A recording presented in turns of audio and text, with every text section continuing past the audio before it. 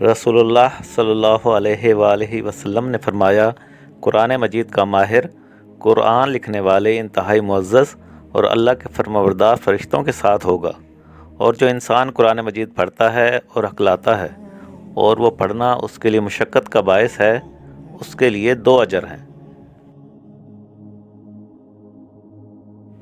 رسول اللہ صلی اللہ علیہ وآلہ وسلم نے فرمایا، کیا تم میں سے کوئی شخص یہ پسند کرتا ہے کہ جب وہ باہر سے اپنے گھر واپس آئے تو اس میں 3 بڑی فربا حاملہ اونٹنیاں موجود پائے؟ ہم نے عرض کی، جی ہاں۔ آپ نے فرمایا، 3 آیات جنہیں تم میں سے کوئی شخص اپنی نماز میں پڑھتا ہے وہ اس کے لیے 3 بھاری بھرکم اور موٹی تازہ حاملہ اونٹنیوں سے بہتر ہیں۔ آپ صلی اللہ علیہ وآلہ وسلم نے فرمایا، کیا تم میں سے کوئی شخص اتنا بھی نہیں کر سکتا کہ ایک رات میں تہائی قرآن کی تلاوت کر لے؟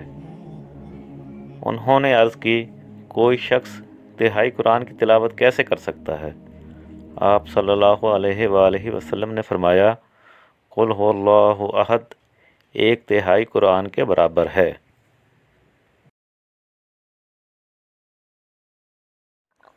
حضرت ابو ہریرہ رضی اللہ تعالی عنہ سے مروی ہے، انہوں نے کہا، رسول اللہ صلی اللہ علیہ وآلہ وسلم نے فرمایا، اکٹھے ہو جاؤ، میں تمہارے سامنے 1/3 قرآن مجید پڑھوں گا۔